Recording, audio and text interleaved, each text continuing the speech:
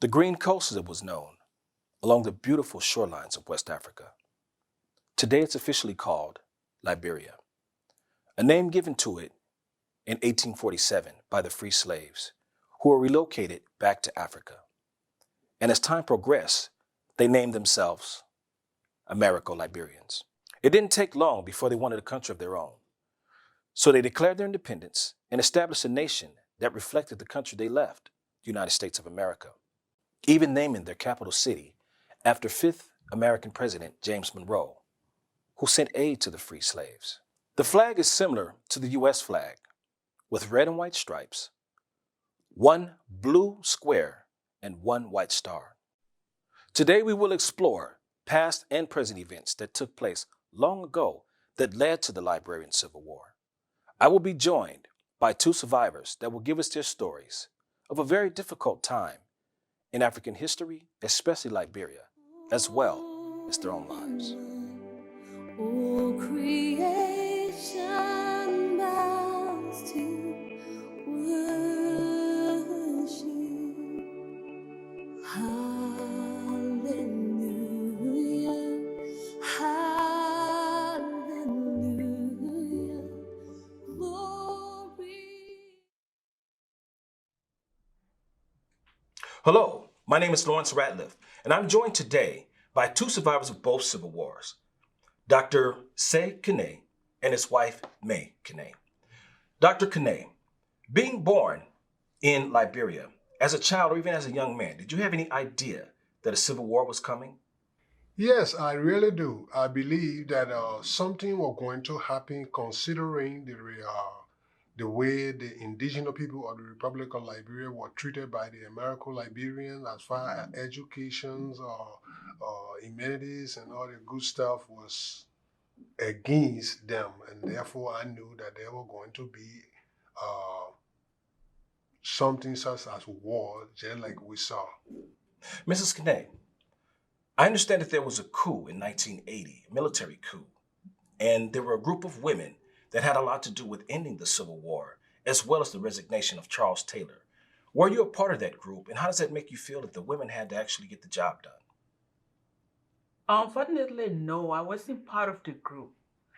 But I have a joy that the war ended because women have feelings for everyone per se, because we are mothers and we are wives.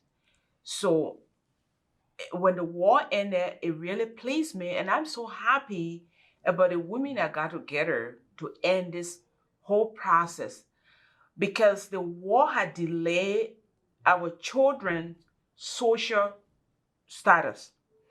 And the war had caused us to be in fear for the rest of the life of most of the people that were in Liberia. So the education we planned for our children to have, we couldn't have it because there was no freedom. So when the women got together to end this war, that was a good one. And I'm proud of these women who ended this whole process. Mrs. Kene, I understand that there was a military coup in 1980. After this coup took place, were there any changes, and what were they? Yes, I saw changes. The first change was we knew that we were free, so we could move around freely and do whatever we had to do legally, freely. Because, for example, there was not an opportunity for any native Liberian to go see a minister or higher powers. You had to go through the chain of command. And if you weren't lucky, you won't see that minister and you won't get what you want. But after the coup, we were able to walk directly to a minister's office and ask whatever help we could get from that minister. That was one of those changes. And two, the institution of high learnings were built, and it was just built around for the Americo-Liberians. So the classrooms were not spacious enough. There were not large campuses to host the population of Liberian students. So after the war, the native people decided to go to school. And so you could see the classrooms were overcrowded. So those were the big changes that I saw. I understand that there was a lot of division between the Amerigo-Liberians. Was there any type of social structure, or were you two divided socially? Yes, there were divisions between the indigenous people of Liberia and the Amerigo-Liberian. This question is for both of you guys. How do you address the African American people who say that they're not of African ancestry at all, and then the African people who say that that African Americans aren't African enough? I believe it would be very naive for one to say that because a black person was born in America, he is not an African. My belief, and I strongly believe that anybody who has the black pigment, the black skin, is an African. That is original home. There is no way that we can say that because this guy is born in America and therefore he is not American. We have, this is something I call political propaganda. Because when I, being the citizen of the Republic of Liberia, allow this James Brown, who came from America, who have all the education to be part of me, I'm going to be denied the opportunity to hold political office. That is just the problem. And we need to be forthcoming to get away from the old kind of mentality and the world we live in today. People are only doing it for political reasons. In fact, for example, there is a debate in the Liberian parliament that they're saying that when we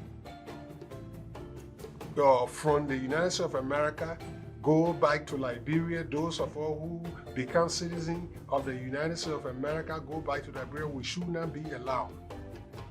Majority, thousands of Liberians who are here, who became citizens here, did not do it because they wanted to. It was because of the war. And as long as they want to return to Liberia to pay their quota to the country, I want to believe that they should be given the right to do. And Mrs. Kane, how would you answer that question? I would say that no one should think that you are African American and you are African. Once we all are black, we know we come from the continent Africa. So there should be no lesser status in life because you are African. And there should be higher status in life because you are African American. And the African American should be able to welcome their brothers wherever they are because we are the same. And the same goes to the Africans who live in Africa. They should be able to welcome their brothers and sisters when they go back to Africa because that's their home. That's where they came from. They didn't come here with their own willpower. They were bought as slaves. They brought it here against their will. And so if they decide to go back home or intermarry other Africans, we all should be considered African. There should be no division. Like, people are afraid, as my husband said, that people are afraid because they think that the African Americans are highly educated. So if they get back to Africa, they might take their political power away from them. I think that's one of the things. And then people have this complex that this man is better off in life than me, so I don't want to be part of that status. No, it shouldn't be that way. The brother who has come to you should be able to unite with you, and you unite them with them, welcome them, then all of you guys can live together peacefully. I think there should be no division. Once we are Africans, we are Africans. Absolutely. Well, that's all the time we have for today, and I thank you two for sharing this wonderful information with us. We can sit here and talk about it forever. Unfortunately, we have a time limit, but I thank you. I'm Lawrence Ratliff. Thank you for joining us, and hopefully we can do this again.